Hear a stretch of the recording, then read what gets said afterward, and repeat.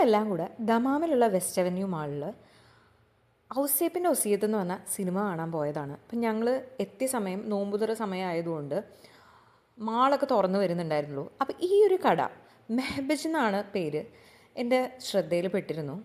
ഇവിടെയുള്ള എല്ലാ ഐറ്റംസ് അല്ല, ഒരു ഐറ്റം.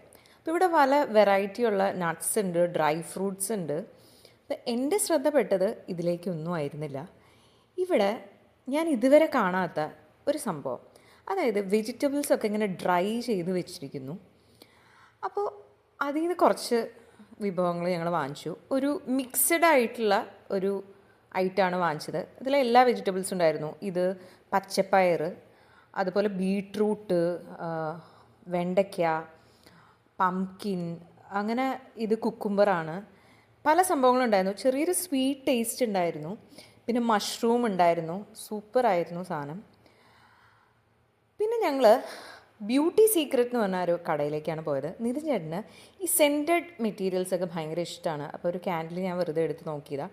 പിന്നെ പപ്പയമ്മയൊക്കെ കുറച്ച് ഷോപ്പിങ്ങിനൊക്കെ വേണ്ടിയിട്ടുള്ള സാധനങ്ങളൊക്കെ ഇങ്ങനെ നോക്കി കൊണ്ടിരിക്കുകയായിരുന്നു.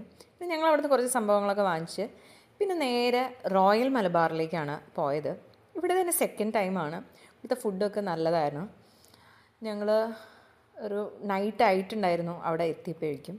അപ്പോൾ എൻ്റെ ഫേവറേറ്റ് ആയിട്ടുള്ള ഫലൂഡ ഓർഡർ ചെയ്തു. പിന്നെ ചിക്കൻ ഫ്രൈഡ് റൈസ്, ചിക്കൻ്റെയും ബീഫിൻ്റെയും 2 വിഭവങ്ങളുണ്ടായിരുന്നു. പിന്നെ നാൻ, ചില്ലി മില്ലി സബ്ജി എന്ന് പറഞ്ഞിട്ടൊരു വെജിറ്റബിൾ കറി ഉണ്ടായിരുന്നു.